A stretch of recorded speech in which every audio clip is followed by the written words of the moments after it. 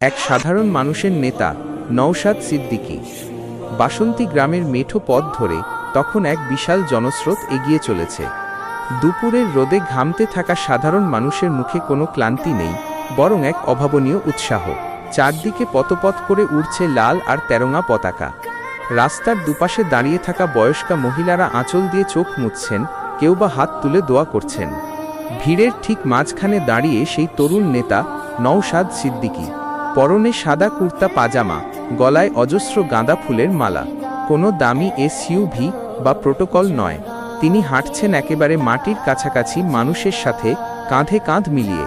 গ্রামের যুবকেরা তাকে ঘিরে গান ধরছে। বাগানেতে ফুল ফুটেছে, পাখি গায় গান, সবার মনে রাজ করে আজ নওশাদ ভাইজান। এই সুর যেন বাতাসের সাথে মিশে গোটা গ্রামে ছড়িয়ে পড়ছে। নওশাদ হঠাৎ থেমে গেলেন রাস্তার একপাশে দাঁড়িয়ে থাকা কিছু বৃদ্ধার সামনে। তাদের চোখে পানি দেখে তিনি স্মিত হাসলেন। কোনো বড় বড় প্রতিশ্রুতি নয়, বরং তাদের মাথায় হাত রেখে আশ্বস্ত করলেন।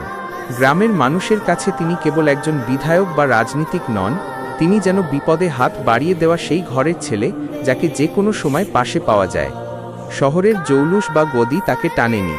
তার কাছে রাজনীতি মানে হলো এই ধুলোমাখা পথ, এই সাধারণ মানুষের ভালোবাসা। দিচ্ছে নওশাদ।